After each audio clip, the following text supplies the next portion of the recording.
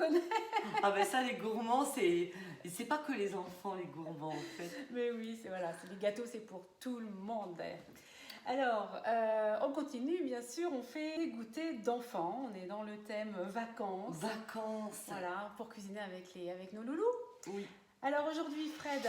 Alors aujourd'hui, nous allons faire des barquettes. Voilà, 3 chatons, en fait, que vous achetez dans le commerce. Mais oui, des petites barquettes qu'on achète, hein, dans laquelle, vous savez, il y a une confiture ou du chocolat. Eh bien, nous, on va les faire nous-mêmes. Et vous allez voir, franchement, c'est un jeu d'enfant. Et oui. On va commencer par séparer les blancs des jaunes. Alors, tout à fait, c'est une recette que vous allez peut-être faire avec vos enfants. Alors, on a une astuce pour ça, pour pouvoir séparer les blancs des jaunes sans se donner de mal. C'est notre séparateur à œufs. Vous allez voir, c'est très simple. Donc, on le pose sur un récipient, un bol.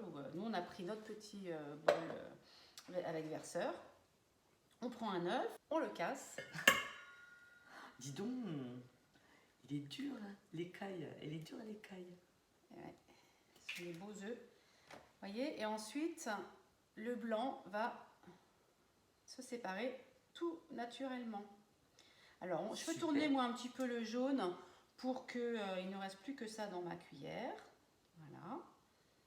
Hop. Et puis, une fois que c'est fait, je le verse dans le saladier. Et puis, ainsi de suite. Voilà, Marie-Laure. Regardez, nos 4 œufs sont bien... Alors, hop, je veux pas qu'ils tombent, ils sont bien séparés. Dedans, on va rajouter la moitié du sucre. Donc, au total, il faut 100 g de sucre. Là, on met 50 g de sucre que l'on va mélanger. Et vous savez, on va blanchir. C'est-à-dire qu'il faut tourner jusqu'à ce que le mélange... Pendant 1 heure, c'est un peu long. On va mélanger, en fait, de façon à ce que le mélange jaune d'œuf et sucre devienne beaucoup plus clair. Voilà. Et pendant ce temps-là, on va monter les blancs en neige avec les 50 autres grammes de sucre. Donc 50 g de sucre ici et 50 g de sucre avec les blancs. C'est parti. Alors, donc là, on a blanchi les jaunes avec la moitié du sucre. Les 50 g de sucre. Voilà. Et là, j'ai monté en neige les blancs. Donc, hop, si on montre un petit peu, voilà.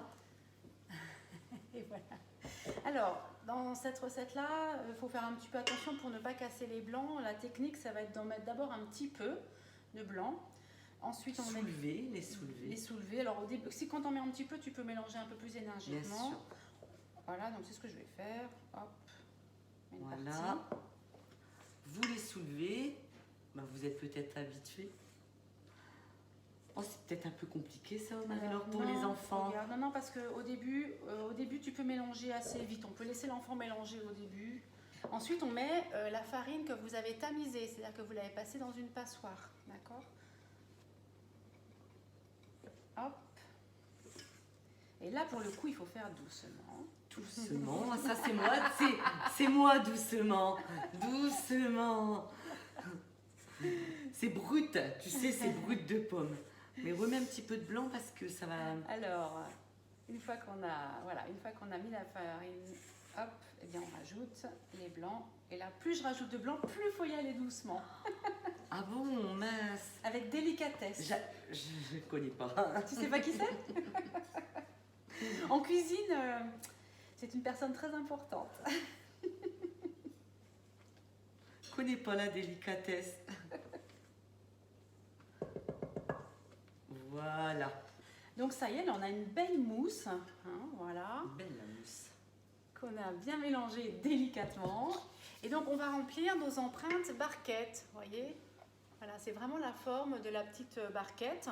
Il y en a 15, on va en faire 15 d'un coup. Hein, donc là on va remplir avec une... Je t'ai mis une cuillère là. Merci. On remplit les barquettes. Alors, avant de mettre au four, là on a rempli donc nos barquettes. Alors la préparation permet d'en faire 30, oui. Donc on aura une deuxième cuisson. En tous les cas, avant d'enfourner, la petite astuce, c'est de saupoudrer de sucre glace dessus. Hein, et ce qui va faire que ça va faire une préparation très, très croustillante.